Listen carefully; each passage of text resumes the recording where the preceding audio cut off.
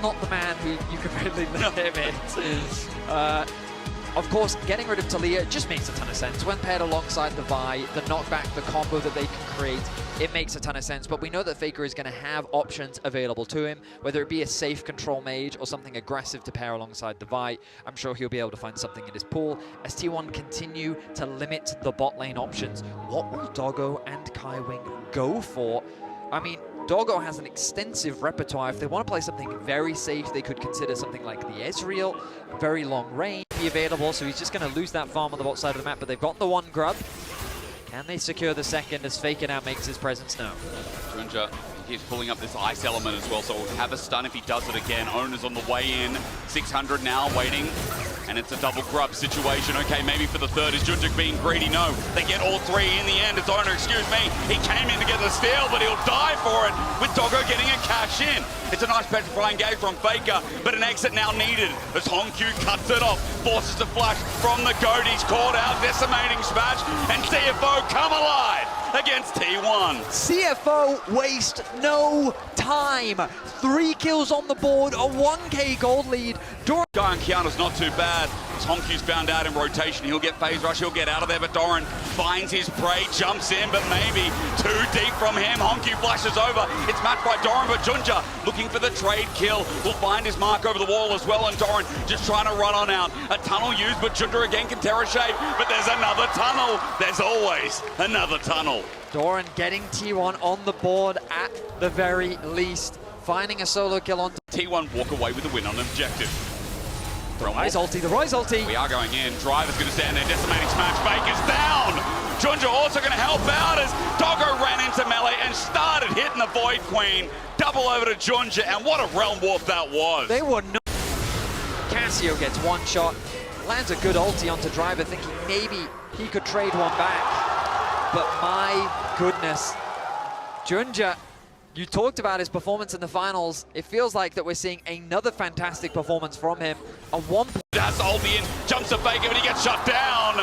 Carrier saves the day. It's a double TP, but there's more numbers here for T1 as Driver has walked into the ongoing trap.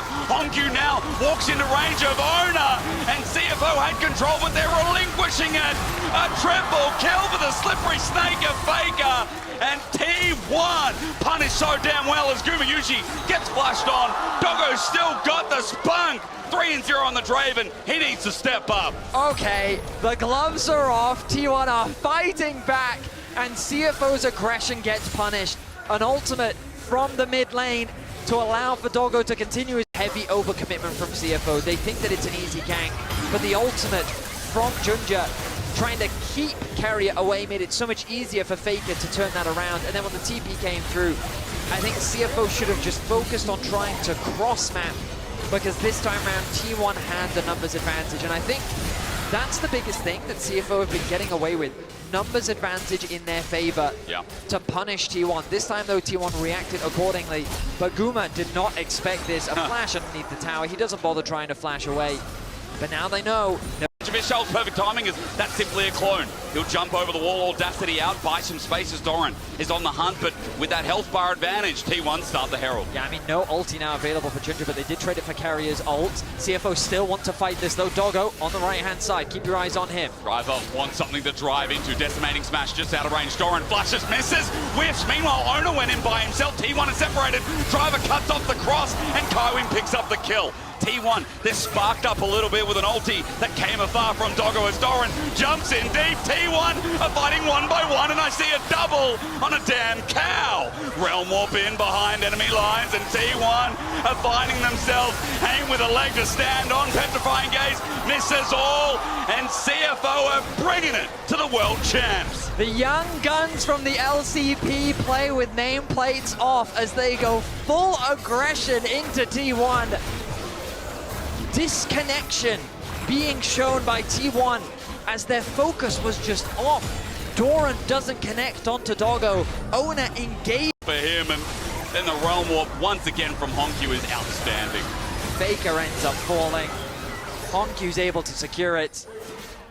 And it's just every international event, CFO continue to show up. This is, of course, only a best of one, but what an important best of one it is to get a win here. Hang on. Noxious Blast, gonna hit Driver, flush for the miasma. Now that Owner's here as well, Driver in trouble. Great sidestep, decimating smash in front of the turret, avoided by Owner. He will survive. Meanwhile, Dragon does go down, but it's a good punish from T1. I mean, absolutely. The ulti gonna whiff. Owner, though, very low. The Dragon secured, and now the threat on the bot lane tower.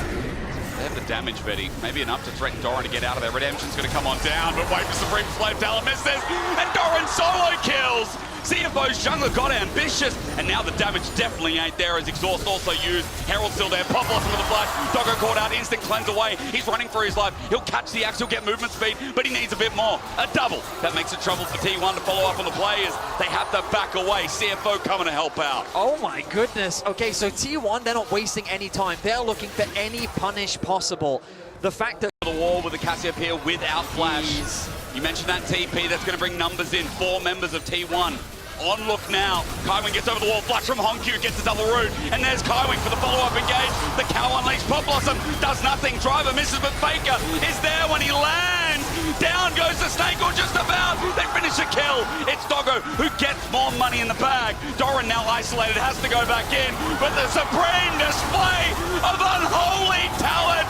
Junja on Kiana is just exceptional. CFO are punishing T1 time and time again. The way turning his attention onto him, but the rest of the team is doing so much work on the backline. I got worried as Faker was still alive in the midst of all of that, because the rest of CFO assumes that someone will get the cleanup, but they do in fact get the cleanup. The ultimate connecting onto both. I didn't see the carrier connect and as well. And it got the kill. It secures an additional kill.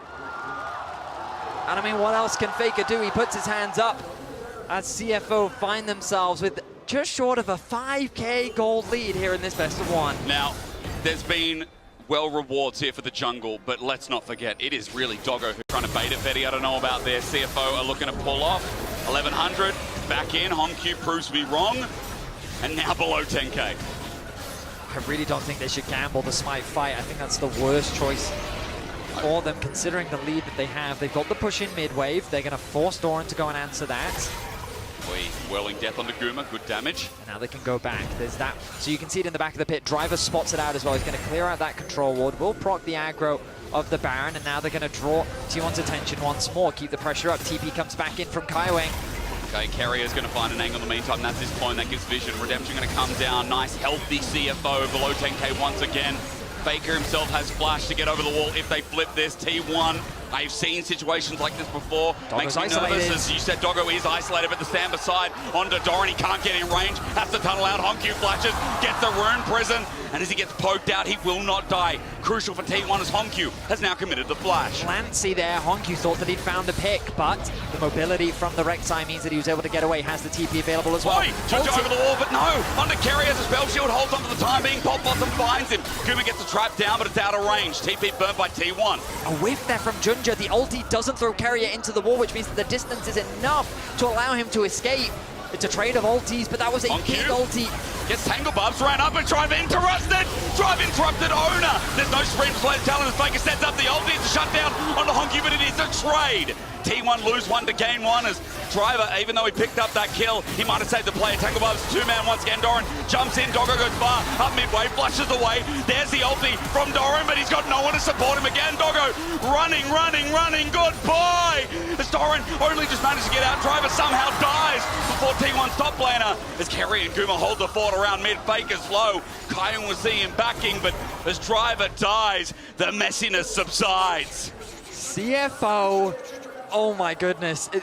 We talked about those tiny mistakes getting punished by T1, and they dance at the very edge of death, but it is T1 that stave off the Baron and close the gold gap once more. They get the flash out from Doggo, which is such an important summoner spell. Done just that. The bot wave and top wave continue to push in CFO's favor, which means that they're not too concerned about any pressure on the side lanes. Waves continue to be fought for in the mid wave. The T1 have that slight range advantage. HP not going to be too significant though. Dragon going to be started off. CFO want to threaten the Baron once again. Draw T1's attention. It's a tense affair. This dragon looks completely uncontested. Doran. Ginger though, Ginger.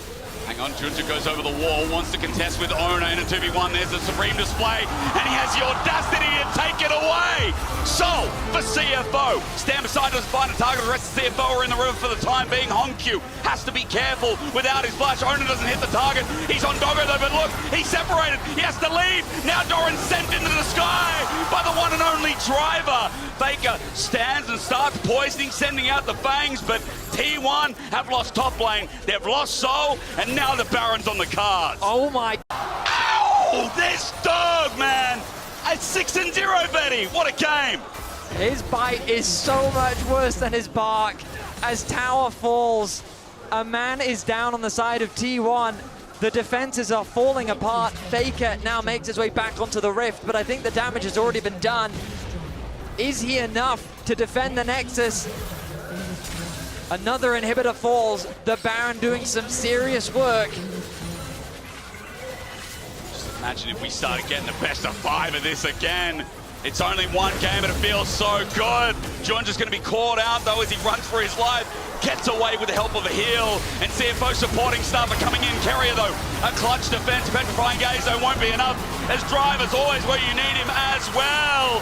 Against T1, CFO get a bit of revenge. And the first team going 2-0, Betty. At least in my eyes, CFO smacking down the LCK's 4th seed as Baker runs back to the base, but this game's done. I see one delicious looking oyster at Worlds 25. What an incredible game. The tension was so high as T1 really fought valiantly around these neutral objectives. But the sheer level of confidence from Ginger was unbelievable. And I mean, we didn't talk about him much, but Kaiwing had some insane moments as well.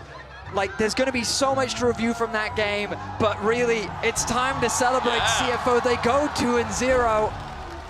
I'm pretty sure this is the first LCP team ever in the Swiss stage to go 2-0, and they're going to be fighting with the other top dogs to get out and secure a spot in the quarterfinals.